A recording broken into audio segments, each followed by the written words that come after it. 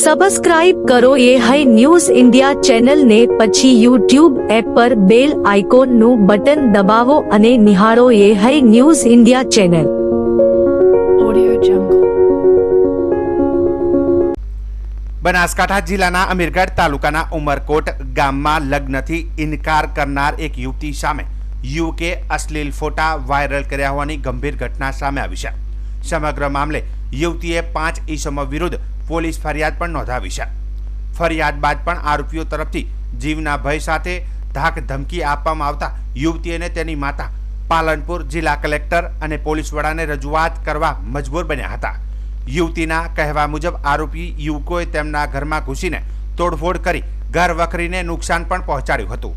આરોપીઓની ધરપકડ ન થતા યુવતી અને તેમની માતાએ કલેક્ટર કચેરીના બગીચામાં રાત વિતાવવાનો નિર્ણય લેવો પડ્યો હતો. યુવતીના આક્ષેપ મુજબ પોલીસ દ્વારા તેમની ફરિયાદ પૂરી રીતે લેવામાં આવી નથી અને આરોપીઓ હજુ સુધી પોલીસ પકડથી બહાર છે. આ ઘટનાએ સ્થાનિક સ્તરે કળભળાટ મચાવ્યો છે અને મહિલા સુરક્ષા પર ગંભીર પ્રશ્નચિહ્ન ઊભા કર્યા છે. હું ઉમરકોટની વતની છું. હું ગાંધીધામમાં રહું છું. હું ત્યાં નોકરી કરું છું અને મને ધાક ધમકીઓ આપે છે. વિરમપુરના જે ડોન વગેરે જે પણ છે એ લોકો, એમનું નામ સોરાબ ખાન સિંધી, સોરાબ ખાન ઇબ્રાહિમ ખાન સિંધી છે, મહેબૂબ ખાન સોરાબ ખાન સિંધી છે, શાહરૂખ ખાન સોરાબ ખાન સિંધી છે, અયુબ ખાન સોરાબ ખાન સિંધી, મિયાબેન સોરાબ ખાન સિંધી. આ લોકો મને જબરજસ્તી લગ્ન કરવા માટે કહે છે, પણ મારી મહેબૂબ ખાન સોરાબ ખાન સિંધી જોડે મારી લગ્ન નથી કરવા.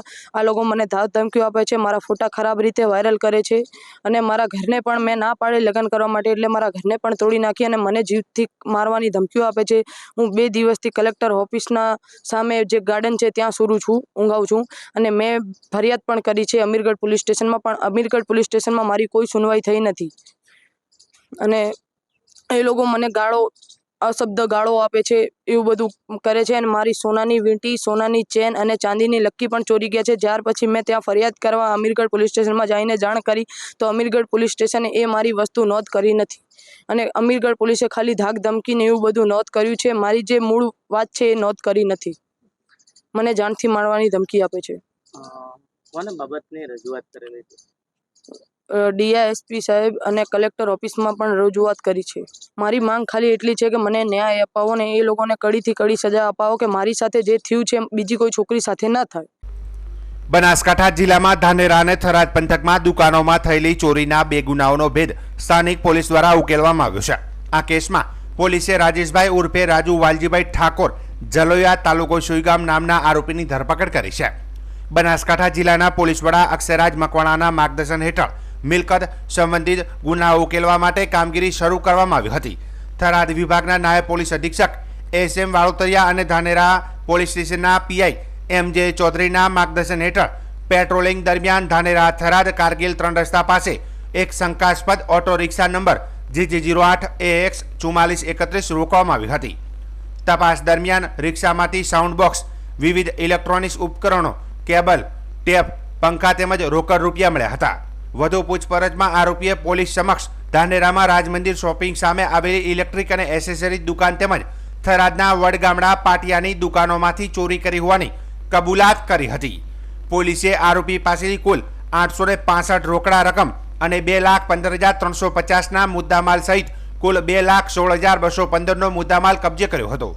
આરોપી વિરુદ્ધ થરાદ અને ધાનેરા પોલીસ સ્ટેશનોમાં ભારતીય નાગરિક સુરક્ષા સંહિતા 2023ની કલમ 305A, 331(4) અને સંબંધિત કલમો હેઠળ ગુનો નોંધાયો છે અને આગળની કાયદેસરની કાર્યવાહી હાથ ધરવામાં આવી છે. આજરોજ થરાદ સ્થિત બ્રહ્માકુમારી રાજયોગ કેન્દ્ર દ્વારા એક વિશિષ્ટ આધ્યાત્મિક અને સામાજિક ભાવનાથી ભરેલો કાર્યક્રમનું આયોજન કરવામાં આવ્યું હતું. આ કાર્યક્રમનો મુખ્ય ઉદ્દેશ રક્ષાબંધન જેવી પારંપરિક વિધિની આધ્યાત્મિક વ્યાખ્યા રજૂ કરી ભાઈ બહેનના પવિત્ર સંબંધમાં આંતરિક સ્નેહ, માનવ મૂલ્યો અને નૈતિક શિસ્તને ઉજાગર કરવાનો હતો. કાર્યક્રમમાં રાજયોગ શિક્ષિકા BK પુષ્પાબેન દ્વારા રક્ષાબંધનનો આત્મીય અર્થ સમજાવતો અને જીવન મૂલ્યોને સ્પર્શતો બોધપ્રદ પ્રવચન આપવામાં આવ્યું હતું.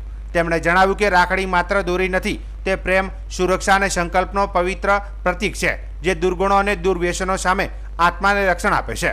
આ તહેવાર લોકોમાં આધ્યાત્મિક એકતા, નૈતિક દ્રષ્ટિ અને આત્મીય બંધનના સંદેશને પ્રસરે છે. કાર્યક્રમમાં પૂર્વ સાંસદ પ્રભુદર પટેલ અને મહિલા તથા બાળ વિકાસ વિભાગના સહયોગી રેખાબેન પરમાર વિશેષ મહેમાન તરીકે ઉપસ્થિત રહ્યા હતા.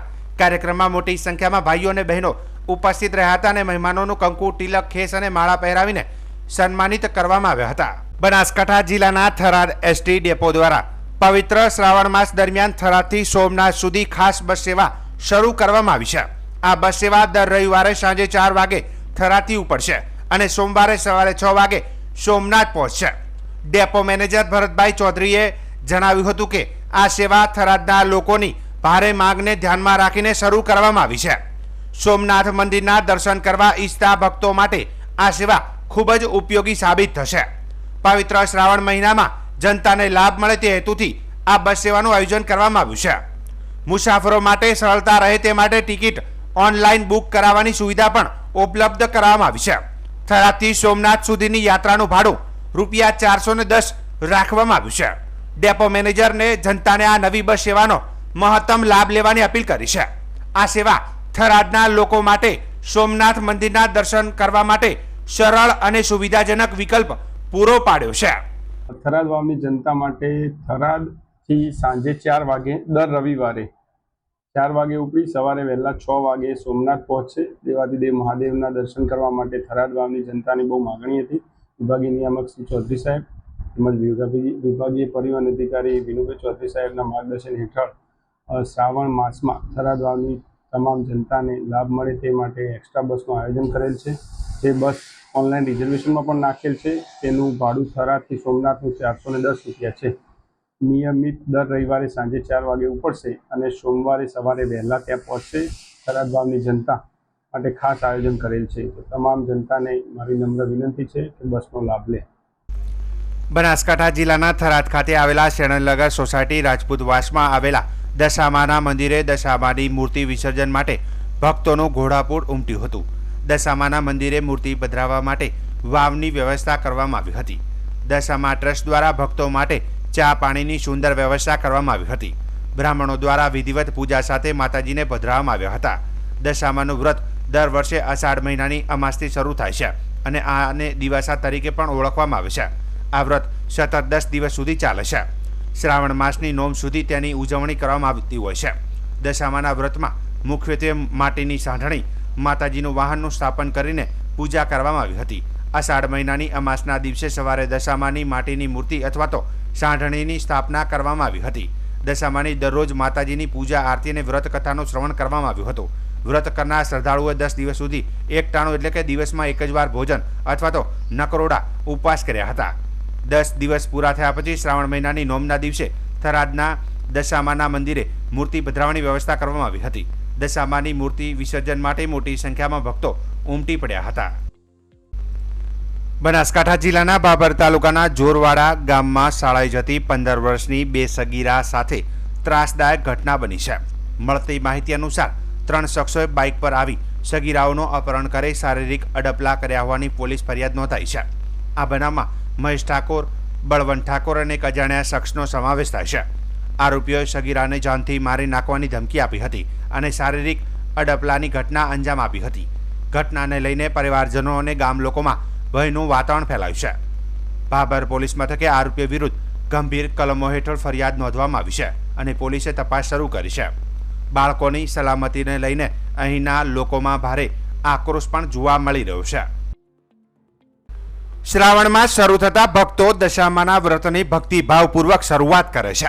અમાવાસ્યાના દિવસે શરૂ થતા આ વ્રતમાં ભક્તો 10 દિવસ સુધી ઉપવાસ, પૂજા અર્ચના અને અંતે રાત્રિ જાગરણ કરી શુભ મુહૂર્તે દશામાની મૂર્તિનું વિસર્જન કરતા હોય છે. પરંતુ બનાસકાંઠાના દિયોદર તાલુકાના મિની અંબાજી તરીકે પ્રસિદ્ધ શરણાદર ધામમાં આ વર્ષે ભક્તો માટે નિરાશાજનક દ્રશ્યો સર્જાયા હતા. શરણાદર મંદિર ટ્રસ્ટ દ્વારા તળાવમાં પાણીની યોગ્ય વ્યવસ્થા ન થવાને કારણે ભક્તોએ વિસર્જન માટે લાવેલી દશામાની મૂર્તિઓ તળાવમાં રઝળતી જોવા મળી હતી.